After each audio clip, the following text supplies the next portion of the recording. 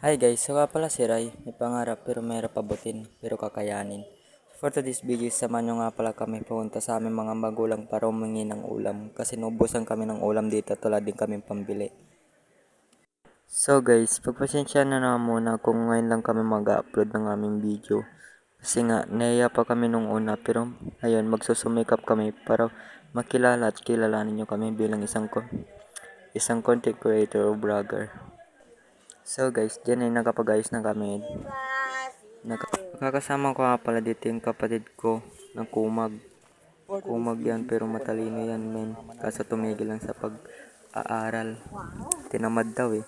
So dyan guys is naglalakad na kami. Papunta na nga pala kami sa tinitiran ng aming mga magulang.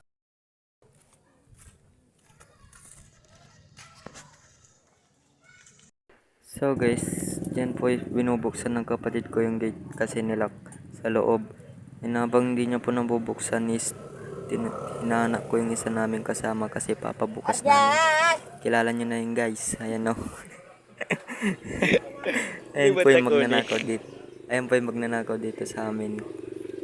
Ayun ang expert na expert. Tignan nyo naman po yung outfit ng kapatid ko dyan. Para siyang nagtatanim. So dyan guys is nakapasok na po kami sa loob. Kaya papas forward ko na po lang po.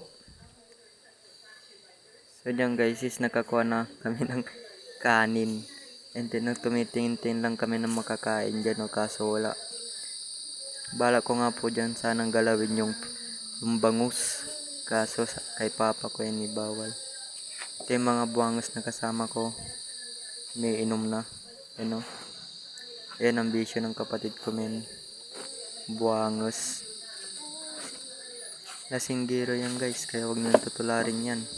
Mga nakakakita ng mga video namin is huwag nyo tutularin yan kagaya nyan. Kumukuha ng ulam kahit di pa sinasabi. You know? Flex pa si Idol oh. Uy Ray, pangalawang beses na yan Baka maubos na yung ulam natin dyan. For today's video is palabas na nga po pala kami dyan. Para umuwi muna kasi di pa daw lutulan ng aming ulam. Ihatid na lang daw po doon sa bahay namin. Papas forward ko na lang guys.